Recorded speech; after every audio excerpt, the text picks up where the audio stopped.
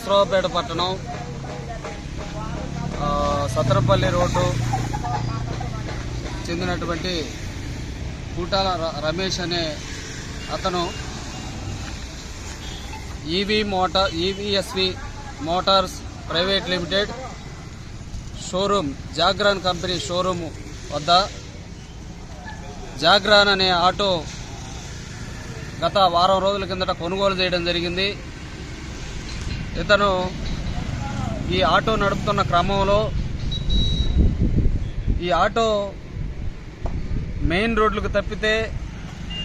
ఏదైనా గల్లీలోకి మనుషులను తీసుకెళ్లడానికి చాలా ఇబ్బందులు ఎదుర్కొంటున్నానని, స్పీడ్ బ్రేకర్ల వద్ద బండి ఒకసారి పడిపోయిందని, అదేవిధంగా స్పీడ్ కూడా ఎక్కువగా పోవడం లేదని, ఎవరైనా ప్యాసింజర్లు ఆటోలో ఎక్కితే నడువులు పట్టకపోవడం, అంటే ఎత్తి ఆటో పికప్ సరిగా లేకపోవడం వల్ల ఎత్తేయడం జరుగుతుందని, దీనివల్ల ఆటోలో ఉన్న ప్యాసింజర్లు ఒళ్ళు నొప్పులు నడువుల నొప్పులతో ఇబ్బందులు పడుతూ ఒకసారి ఎక్కిన వాళ్ళు మళ్ళీ ఎక్కకుండా దీనివల్ల తన జీవనోపాధి కోల్పోతున్నానని చెప్పి బాధపడుతూ ఈ ఆటో నేను పొరపాటున కొనుగోలు చేశాను, నాకు వద్దు ఈ ఆటో, దీనివల్ల నేను నష్టపోతున్నాను, ప్యాసింజర్లు ఎక్కడం లేదు కాబట్టి ఇది ఒకసారి పడటం కూడా జరిగింది. ఈ ఆటో నాకు వద్దని చెప్పి షోరూమ్ యజమానులైన సాయి మాణిక్యరావు గారు అనే అతనికి ఇతను ఫోన్ చేసి, నేను ఆటో రిటర్న్ ఇస్తానండి, నాకు ఈ ఆటో వల్ల పికప్ లేదు, ఇది నాకు నష్టపూర్వకంగా ఉంది, రిటర్న్ తీసుకోండి అని చెప్పి మాట్లాడితే, నువ్వు రిటర్న్ తీసుకోవడం అనేది సాధ్యం కాదు, ఒక సెల్ ఫోన్ కొంటే నేను రిటర్న్ ఎవరు, నువ్వు ఆటో ఎట్లా రిటర్న్ తీసుకుంటారు అనుకుంటున్నావు అని చెప్పి, నాకు కొంచెం తక్కువైనా సరే నేను దరిదాపులో 2,40,000 రూపాయలు పెట్టి ఆటో కొనుగోలు చేశాను,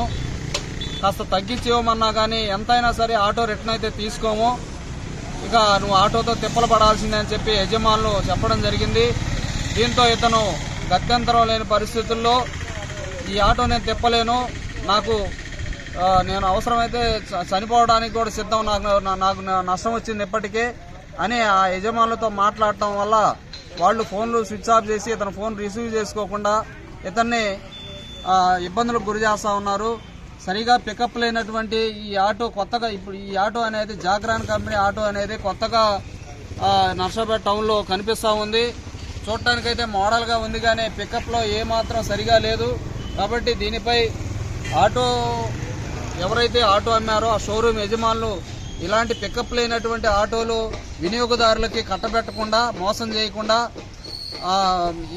ఇప్పటికే ఇచ్చినటువంటి ఆటోని రిటర్న్ తీసుకోవాలని, బాధితుడు ఇచ్చినటువంటి డబ్బులు తిరిగి ఇచ్చేయాలని చెప్పి మేము ప్రజా సంఘాలుగా కోరుతా ఉన్నాం. ఇతను కనుక న్యాయం చేయకపోతే రేపు సోమవారం జరిగే గ్రీవెన్స్ డేలో కలెక్టర్ గారిని కూడా కలిసి తన బాధను చెప్పుకుంటా అని చెప్పి బాధితుడు అన్నాడు. ఆ బాధితుడికి అండగా ప్రజా సంఘాలుగా మేము అండగా ఉన్నాము. జాగ్రాన్ కంపెనీ